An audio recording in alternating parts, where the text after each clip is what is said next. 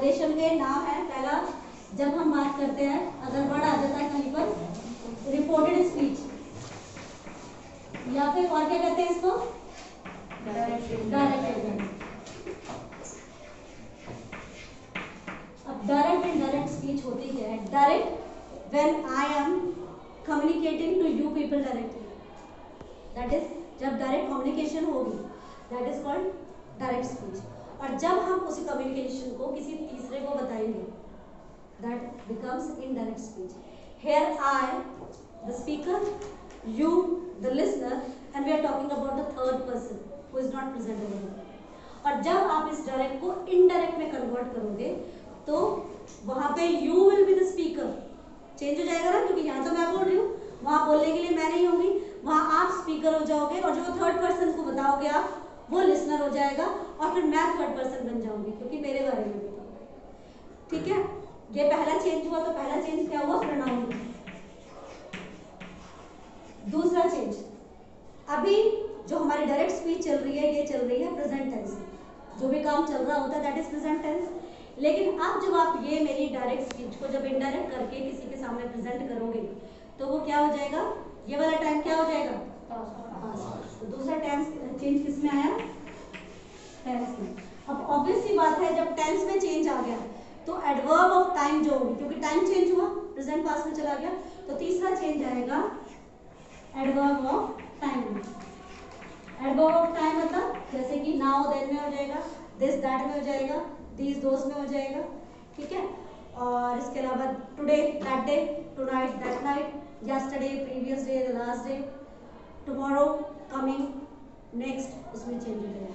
तो ये main 3 changes हैं। ठीक, अब इनको चेंज करने का सबसे आसान तरीका होता है ये SOM, first, second and third. There are 3 kind of pronouns, पता होगा सबको। फर्स्ट पर्सन में कौन सा आता है? आई एंड वी। सेकेंड में यू। थर्ड में ही, शी, इट और जब मैं स्पीकर अकेली हूं तो आई, मेरा प्लूरल हुआ तो भी, लिसनर तुम, सिंगुलर प्लूरल दोनों के लिए चलेगा। जब हम थर्ड पर्सन की बात करेंगे, बॉय सिंगुलर है ही मतलब मेल, फीमेल है सिंगुलर है शी, एनिमल है नॉन लिविंग थिंग है इट, और जब वो प्लूरल हो जाएंगे तो दो। ठीक, अब यहाँ पर जो फर्स्ट पर्सन है यानी आई और वी है, वो चेंज होगा सब्जेक्ट के according. Second person you change होगा ऑब्जेक्ट के according. Third person he, she, it, they, third person इसके अकॉर्डिंग चेंज होगा no change, and for no change means अगर ये दे रखा है डायरेक्ट स्पीच में तो ये चेंज नहीं होंगे, ये एज इट इज रहेंगे। कोई नाउन दे रखा है, वो नाउन भी चेंज नहीं होगा, because we are talking about the change in pronoun. Pronouns में ही चेंज आएगा, नाउन्स में चेंज नहीं आएगा। ये क्लियर है? अब कौन सा सब्जेक्ट कौन सा ऑब्जेक्ट, ये कैसे पता चलेगा? इसके लिए हम लेते हैं एक एग्जांपल अब एक डायरेक्ट स्पीच का। डायरेक्ट स्पीच सबसे इजीली है पहचाननी कि जब हम किसी की कॉन्वर्सेशन लिखते हैं या हम कॉन्वर्सेशन की डायरेक्ट स्पीच की बात करते हैं, they are always written in inverted commas, हमेशा इन्वर्टेड कॉमर्स में मिलेगी आपको direct speech. Like I said to him, comma, inverted comma, his father is coming, full stop, inverted commas, close। अब इस सेंटेंस को हम देखें तो it has been divided into 2 parts. One is there which is inside the inverted commas and the other part is out of the inverted commas.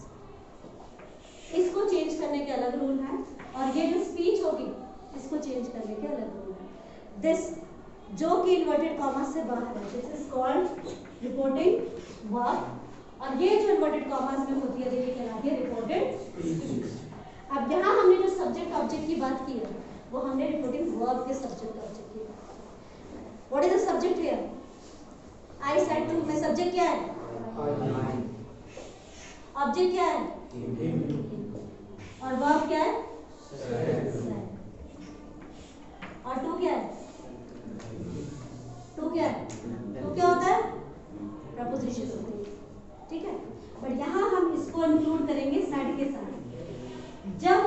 To दे रखा होगा। अब इन subject और ऑब्जेक्ट में ये चेंज नहीं करने हैं, चेंज क्या करने हैं, ये किसके अकॉर्डिंग, इनके अकॉर्डिंग।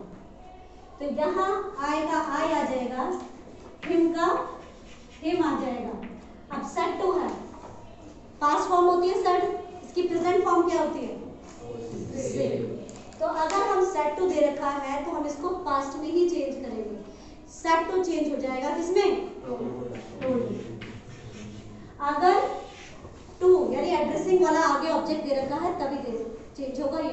अगर सिर्फ सेट दे रखा है तो वो सेट का सेट ही रहेगा, वो चेंज नहीं होगा। जब वो सेट टू होगा तब वो टोल्ड में चेंज होगा। क्लियर। उसके बाद हम आते हैं ये कॉमा और इन्वर्टेड कॉमा हटाएंगे, ये किस में चेंज हो जाएगा, अब आ गया हिज। कौन सा प्रोनाउन है, कौन सा पर्सन है, थर्ड पर्सन। थर्ड पर्सन में हमने क्या पढ़ा था, नो चेंज, तो हिज का हिज आ जाएगा। फादर नाउन है, नो चेंज, बोला था ना नाउन में कोई चेंज नहीं होगा। अब है इज, प्रेजेंट टेंस है, इसका पास्ट फॉर्म क्या हो जाएगी, और कमिंग का लास्ट में was। इस तरीके से चेंज करना है। क्लियर है। ये हमने लिया था एक बिल्कुल सिंपल सेंटेंस। बट यहां जैसे मैंने बात की पास्ट में दे रखा है, अगर ये पास्ट में है तब आप यहाँ का टेंस चेंज करोगे। अगर ये पास्ट में नहीं है तो यहाँ का टेंस चेंज नहीं होगा। समझ में आया टेंस चेंज होने का मतलब, यहाँ पास्ट है तब आप ये चेंज करोगे। यहाँ पर प्रेजेंट टेंस है, यहाँ पर फ्यूचर टेंस है, यहाँ पर मतलब रिपोर्टिंग वर्ब में फ्यूचर टेंस है, प्रेजेंट टेंस है। In that condition past tense मतलब अगर पास्ट है तो पास्ट रहेगा, प्रेजेंट है तो प्रेजेंट। अब उस चीज को समझाने से पहले आपको बता दूं, जैसे हमने बात की कि प्रेजेंट टेंस किसमें चेंज हो जाएगा, पास्ट टेंस से। ठीक है, एडवर्ब ऑफ टाइम चेंज हो जाएगी, प्रोनाउन चेंज हो जाएंगे। अब प्रेजेंट का पास्ट में चेंज होने से मतलब क्या है कि first form of the verb change हो जाएगी, सेकंड में इज एम आर चेंज हो जाएगा was वर्ब में। डू डज दे रखा है लेकिन इनके साथ नॉट दे रखा है, याद रखना अगर नॉट दे रखा है तब ये चेंज होंगे डिड होंगे।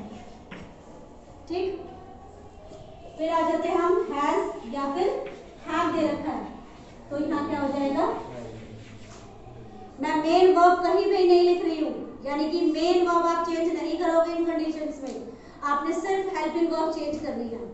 फिर है पास्ट टेंस, अगर प्रेजेंट पास्ट में चेंज हो जाएगा तो पास्ट किस में चेंज होगा, तो पास्ट में ही चेंज हो जाएगा। सपोज V2 दे रखी है यानी सिंपल पास्ट टेंस, वो चेंज हो जाएगा हैड प्लस V3 में। यहाँ मैंने वर्ब लिखी है तो यहाँ वर्ब चेंज होगी, अदरवाइज जिसमें जैसी वर्ब दे रखी है वो एज इट इज रहेगी।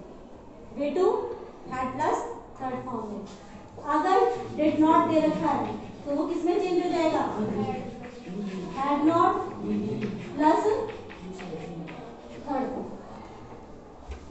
डिड नॉट चेंज हो जाएगा हैड प्लस नॉट लगा के थर्ड फॉर्म में, क्योंकि डिड के साथ कौन सी वर्ब लगती है, फर्स्ट फॉर्म लगती है। लेकिन जब आप डिड को हैड में कन्वर्ट करोगे तो it will take third form. अब आते हैं हम फ्यूचर टेंस। अच्छा हाँ, अभी एक और रह गया, अगर वॉज वर्ड दे रखा है, वॉज वर्ड दे रखा है तो वो चेंज हो जाता है हैड बीन। लेकिन यहाँ पे भी एक कंडीशन है, अगर कोई कंपाउंड या कॉम्प्लेक्स सेंटेंस दे रखा है जिनमें दोनों ही क्लॉजेस में पास्ट टेंस दे रखा है तो वहां पर आप उस टेंस को चेंज नहीं करोगे। वो कॉन्टिन्यूअस है तो कॉन्टिन्यूअस रहेगा, परफेक्ट है परफेक्ट रहेगा, परफेक्ट तो वैसे भी चेंज होता, और सिंपल पास्ट है तो सिंपल पास्ट रहेगा। कब, जब एक कंपाउंड या कॉम्प्लेक्स सेंटेंस में दोनों ही क्लॉजेस में पास्ट टेंस दे रखा है तो वो पास्ट टेंस जो फॉर्म में है उसी फॉर्म में रहेगा। फिर कैन किस में चेंज हो जाएगा, विल किस में चेंज हो जाएगा, और शैल किस में चेंज हो जाएगा, जी नहीं, विल और शैल दोनों ही। ठीक है, और क्या हो गया, मे किस में चेंज हो जाएगा, ये हमने मॉडल्स में भी पढ़ा था।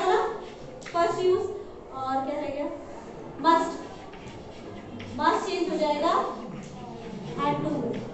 Again there is a condition.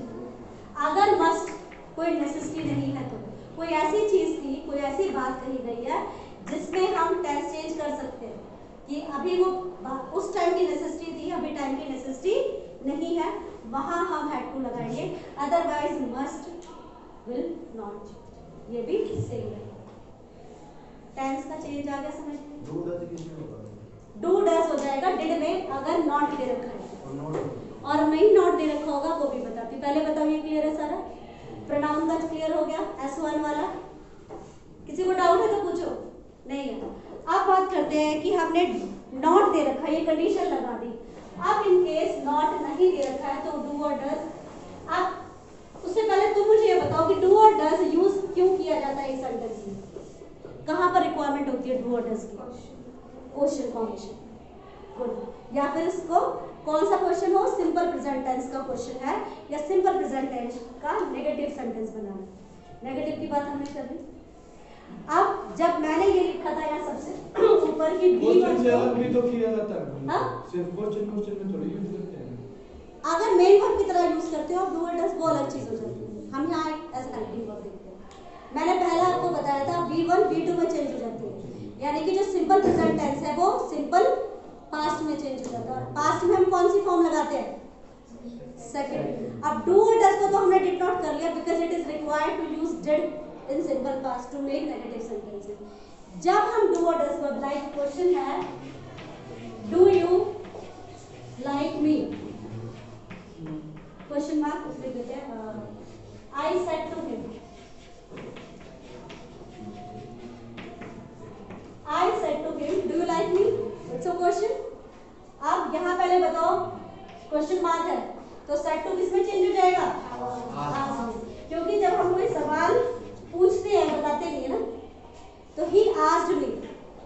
अब दूसरा चेंज क्या आएगा? जब यहाँ पर ये है, यहाँ पर अभी दैट में चेंज नहीं होगा क्योंकि ये क्वेश्चन है और ये हेल्पिंग वर्ब से शुरू हो रहा है। हेल्पिंग वर्ब कोई भी हो, do, does, is, are, was, were, has, have, had, can, could, may, might, shall, will, would, should, ठीक है? सभी में यहाँ पर क्या लगेगा? या तो आप लगाओगे if या लगाओगे when। ठीक। आप हमें यहाँ हटाना है क्योंकि अभी डायरेक्ट स्पीच में मैंने डायरेक्टली आपसे क्वेश्चन पूछा डू यू लाइक मी, लेकिन जब तुम इसको इनडायरेक्ट बनाओगे, किसी और को बताओगे तो क्या कहोगे? तुम तो नहीं पूछ रहे ना वहां, तब तुम क्या कहोगे? मैम ने पूछा था। तो वो सवाल मैंने पूछा था, लेकिन जब तुम उस सवाल को पूछ रहे हो किसी के आगे, वो क्वेश्चन नहीं रहा, वो एक सिंपल स्टेटमेंट हुई। ठीक है? तो यहाँ पर हम इसको क्वेश्चन की फॉर्म में नहीं रहने देंगे, इसको चेंज कर देंगे सिंपल। समझ में आया भाई? ठीक है? अभी प्रेजेंट में वो क्वेश्चन है, लेकिन जब वो पास्ट में बात रिपीट की जाएगी वो क्वेश्चन नहीं रहेगा। तब तुम क्या कहोगे कि मैम ने ये पूछा था कि क्या तुम मुझे पसंद करते हो? पूछा था मैम ने, मैं आपसे नहीं पूछ रही हूँ। मतलब जब तुम्हारी वो डायरेक्ट स्पीच होगी तब आप नहीं डायरेक्टली पूछ रहे हो। चेंज हो गया ये। अब जब हमें इसे सिंपल स्टेटमेंट बनाना है तो सिंपल स्टेटमेंट में हमें डू की जरूरत पड़ेगी? नहीं पड़ेगी, क्योंकि हमें सिर्फ क्वेश्चन की फॉर्मेशन में जरूरत पड़ती है। तो हम डू को क्या करेंगे? हटा देंगे। लेकिन सिंपल प्रेजेंट टेंस है, किसमें चेंज हो जाएगा? सिंपल पास्ट में। सिंपल पास्ट में कौन सी फॉर्म वर्ब की फॉर्म आती है? सेकंड। तो यहाँ वर्ब कौन सी है सेंटेंस में? लाइक। इसकी सेकंड फॉर्म क्या बन जाएगी? लाइक। हमने लिख दिया है इसको लाइक। अब बात आती है सब्जेक्ट की। कोई भी सेंटेंस, कोई भी क्वेश्चन है वो बिना सब्जेक्ट के तो बनेगा नहीं, लेकिन जब क्वेश्चन की फॉर्मेशन होती है वो सिंपल सेंटेंसेस से अलग होती है। इसको हम अगर सिंपल सेंटेंस लिखेंगे तो ये बनेगा आई लाइक यू, ये बनेगा। लेकिन यहाँ क्वेश्चन पूछा है तो क्या करा है कि पहले हेल्पिंग वर्ब आई, फिर सब्जेक्ट आया, फिर मेन वर्ब आई। तो अब हमने ये तो हटा दिया, तो रह गया हमारे पास सब्जेक्ट। तो सब्जेक्ट यू है, कौन सा पर्सन है? सेकंड। किसके अकॉर्डिंग चेंज होगा? ऑब्जेक्ट क्या है? देखिए क्या आएगा? He liked again me, कौन सा पर्सन है? किसके अकॉर्डिंग चेंज होगा? सब्जेक्ट कौन है? तो क्या आएगा? हाँ मी। He liked me। और यहाँ पर जो क्वेश्चन मार्क है वो हट जाएगा, वो फुल स्टॉप में चेंज हो, क्योंकि now it is no more a question, it's a simple sentence. समझ में आया? अब ये जो क्वेश्चन पूछने, ये जो हमने क्वेश्चन लिखा, किसी भी क्वेश्चन को, किसी भी बात को रखने के दो तरीके हैं। आप दो तरीके से क्वेश्चन पूछ सकते हैं। अब मैंने ये पूछा, do you like me? Answer क्या होगा? इधर यस और नो। ये दो आंसर, यस और नो में आंसर मिलेगा। लेकिन अगर मैं कोई दूसरा क्वेश्चन पूछूं, like why do you like मी, तो वहां पर यस और नो में तो आंसर नहीं बनेगा ना, वहां पे you have to give a reason, because I asked why. तो जहां पर ये दो तरीके हो गए हेल्पिंग वर्ब से, यानी कि वो क्वेश्चन जिनका आंसर यस और नो में बनता है। Question word, WH family word, why, what, whose, whom, where, इनसे हाउ, अगर इनसे क्वेश्चन पूछा जाता है तो उसको चेंज करने का अलग तरीका। ये तो हमने देखा सिंपल, जब हमने हेल्पिंग वर्ब से लिया, जिन क्वेश्चन का आंसर यस और नो में है। लेकिन जहां हमने कंप्लीट सेंटेंस के फॉर्म में आंसर देना है, वो क्वेश्चंस की फॉर्म चेंज होगी। वो हम किस में पूछेंगे? अब इसी को ले लेते हैं, why do you like me, question mark. Reporting verb यही लेंगे, I said to him why do you like me. अब यहाँ क्या होगा? इन्वर्टेड कॉमास हटा के, जैसे हमने यहाँ इफ और वेदर लगाया था ना, दैट की जगह यहाँ पर नहीं लगेगा। यहाँ जो क्वेश्चन वर्ड है वो एज इट इज क्या आ जाएगा? I asked him, question word का क्वेश्चन वर्ड आ गया। अब अगर इसकी फॉर्मेशन देखो, पहले वर्ब है, फिर सब्जेक्ट है, फिर मेन वर्ब है। अगेन ये सिंपल प्रेजेंट टेंस है, तो डू हट जाएगा, डू की जगह यहाँ क्या आएगा? सब्जेक्ट आ जाएगा। सब्जेक्ट यू, किसके अकॉर्डिंग चेंज हो जाएगा? Again object. ऑब्जेक्ट क्या है?